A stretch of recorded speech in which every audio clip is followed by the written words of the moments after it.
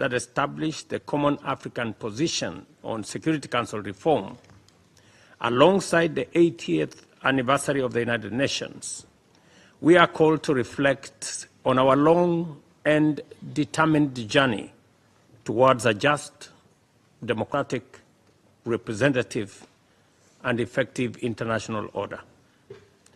I urge us to move forward with clarity and purpose on three urgent priorities. Number one, we must amplify Africa's voice in every forum, carrying this agenda into bilateral, regional, multilateral engagements so that Africa's message can resonate in every space that we find. Secondly, as the world questions whether the United Nations remains fit for purpose, and I think there is a very big debate about it, we must insist that Africa's continued exclusion is unacceptable and indefensible. At 80, the UN's credibility will be judged by whether it finally recognizes and delivers justice and representation for the 1.4 billion people of the African continent. And third, we must stand united in defending the Common African Position. To deviate from or dilute it would betray the trust of the very people that elected us. Unity is our greatest strength, and in one voice we must uphold this position with unwavering clarity. Excellencies, Africa carries a disproportionate share of the Security Council's agenda and is among the largest contributors of the UN peacekeeping. Yet we remain the only continent without permanent representation. This historic injustice must come to an end sooner rather than later. Beyond asserting our right, we must be clear about what we seek and how to achieve it. Securing Africa's rightful seats is our common demand. But we must also be prepared to shoulder the responsibilities that come with permanent membership, including how we will choose our representatives. This is a delicate and complex undertaking, but also an opportunity to show Africa's maturity, cohesion, and a vision for an effective international order. We must therefore begin this essential conversation as of immediate. Only then will Africa be taken seriously, and only then can our collective aspirations translate into meaningful global influence. As heads of state and government, we have made a solemn commitment. Our unity is the guarantee of progress, and our shared determination the safeguard against any delay. Kenya reaffirms its unwavering commitment to the Common African Position. We stand ready to work with the C10 members, the African Union, and the broader UN membership to ensure Africa's demands are no longer deferred. I thank you for your attention.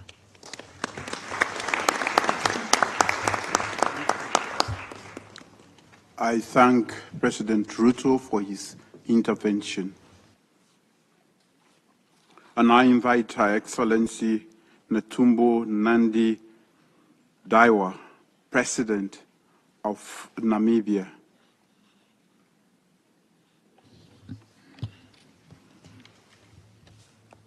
Thank you, Your Excellency Julius Maad Bio, President of the Republic of Sierra Leone and Coordinator of the African Union Committee of 10, Heads of State and Government on the United Nations Security Council reform, Your Excellency João Manuel Lourenço, President of the Republic of Angola and Chairperson of the African Union, Chairperson of the African Union, Your Excellencies, heads of states, ladies and gentlemen, 20 years ago, African leaders have agreed and adopted the African Common Position on the reform of the UN Security Council, thus become a roadmap, well-known document as Wiener Consensus and the Ceres Declaration.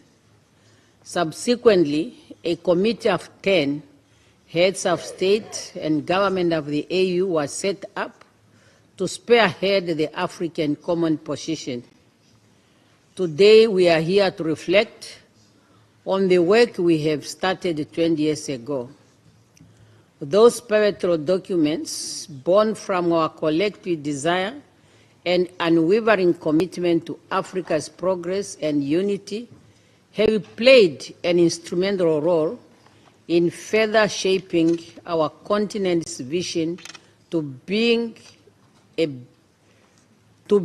dynamic force in the global arena.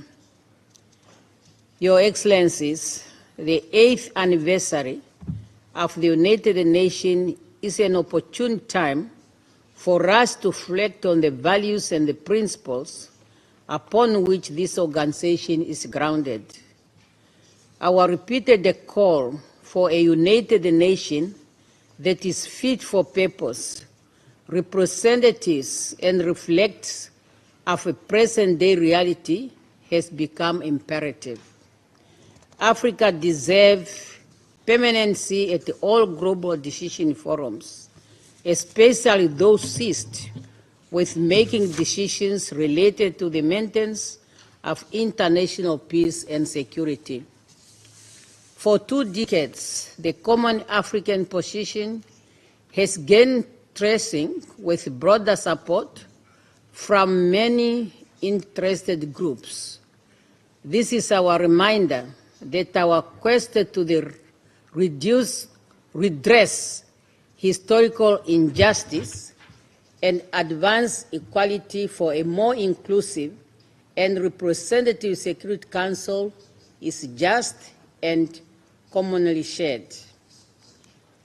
Allow me to acknowledge with gratitude the immense support from all interested groups for the Common Africa Position, which culminated in the recognition of Africa as a priority and a special case in the reform process, as reflected in the outcome document of relevant United Nations process, including the PEC for the future.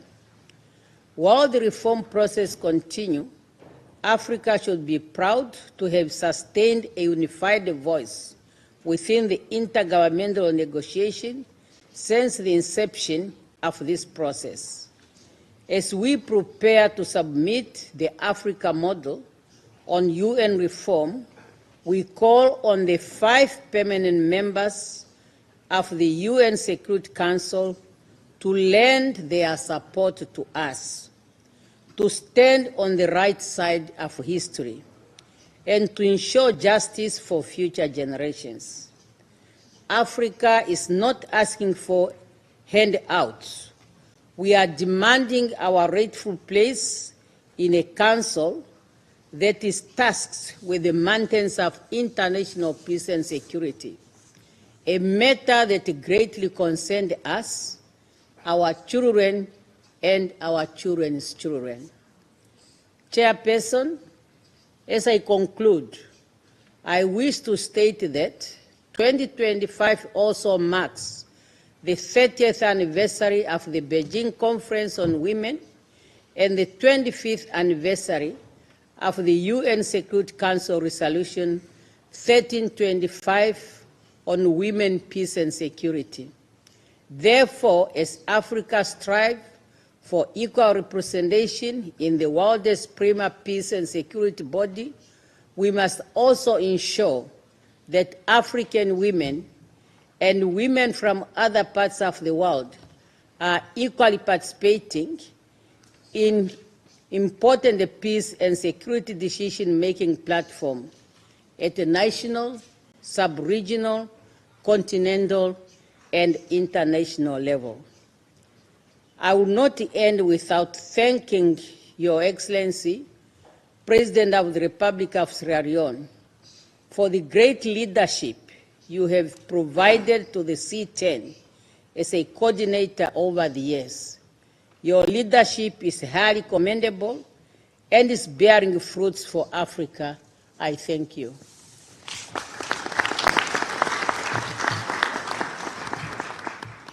I thank my dear sister, Her Excellency Netumbo Nandi Daiwa, for that intervention. We now go to the Vice President of Equatorial Guinea. You have the floor, please.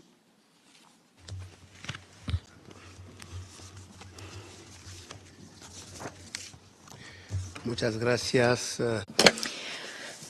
Thank you very much, Mr. Chairman.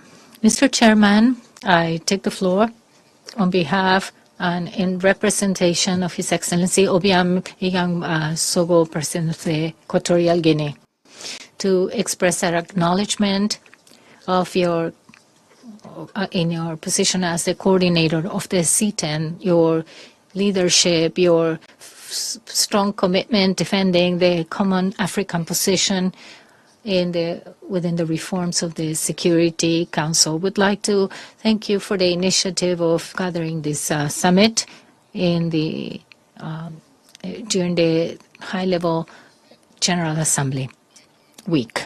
Today we celebrate the 20th anniversary of the Sirte Declaration and of the Eslovini Council, two historical instruments that shaped the common African position on the reform of the Security Council. After 2 decades, it shows strongly the soundness of our unity and the fairness of our demands in the global agenda. While it is true that throughout these 20 years, the African position is well known, it has greater and greater support. We mustn't forget that while we're celebrating the 80th anniversary of the UN, the historic injustice against Africa persists. It is important to point that out because while we reiterate the values defended in the Charter of the UN, the African